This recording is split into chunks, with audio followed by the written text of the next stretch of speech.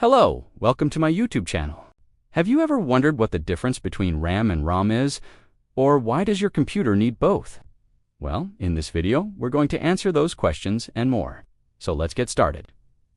Random access memory, or RAM for short, is a type of computer memory that's used to store data and information that a computer needs to access quickly. It's a type of volatile memory, which means that it only holds information while the power is on. When the power is off, everything stored in the RAM is lost. RAM is used to store data that the CPU needs to access quickly, such as the operating system, programs that are currently running, and the data that's being processed by those programs. RAM is an essential component of a computer system, and it plays a critical role in determining how well the system performs. If you don't have enough RAM, or if it's not fast enough, your computer may slow down or even crash.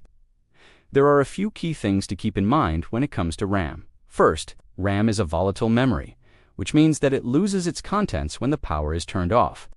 This is in contrast to non-volatile memory, such as a hard drive or SSD, which retains its contents even when the power is turned off. Second, RAM is much faster than other types of storage, such as a hard drive or SSD. This is because the CPU can access RAM much more quickly than it can access a hard drive or SSD. Finally, RAM is expensive compared to other types of storage. This is because it's a much more complex technology than a hard drive or SSD. The amount of RAM that a computer has is measured in gigabytes or GB. Most computers today come with at least 4 gigabytes of RAM. But you may need more if you do a lot of multitasking, or if you run programs that require a lot of memory, such as video editing software. Now that you know what RAM is, let's talk about why it's important. RAM is important because it allows your computer to perform tasks quickly and efficiently. When you turn on your computer, your operating system loads into your RAM so that the CPU can access it quickly. When you open a program, it also loads into your RAM so that the CPU can access it quickly. This allows your computer to perform tasks such as opening programs and browsing the web very quickly. If you don't have enough RAM, or if it's not fast enough, your computer may slow down or even crash.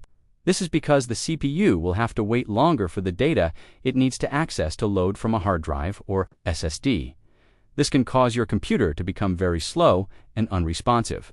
In addition to making your computer run slower, not having enough RAM can also cause programs to crash.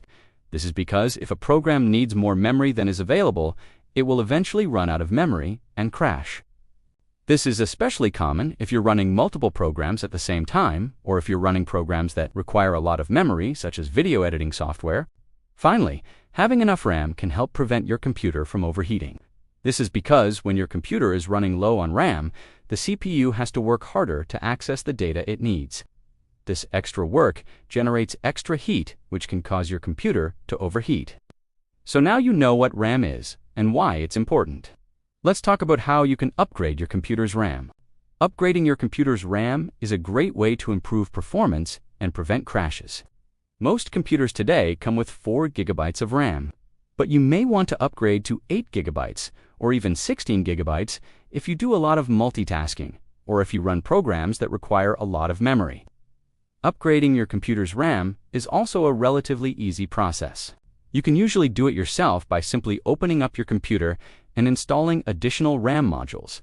However, if you're not comfortable doing this yourself, you can always take your computer to a professional to have them do it for you. So if you're experiencing any of the issues we discussed, such as slow performance, crashes, or overheating, it may be time to upgrade your computer's RAM. And that's all for this video. Hopefully you learned something new, and hopefully you liked it. So hit the like button, and if you haven't already, please subscribe and hit the bell for notifications. Thanks for watching, and I'll see you next time.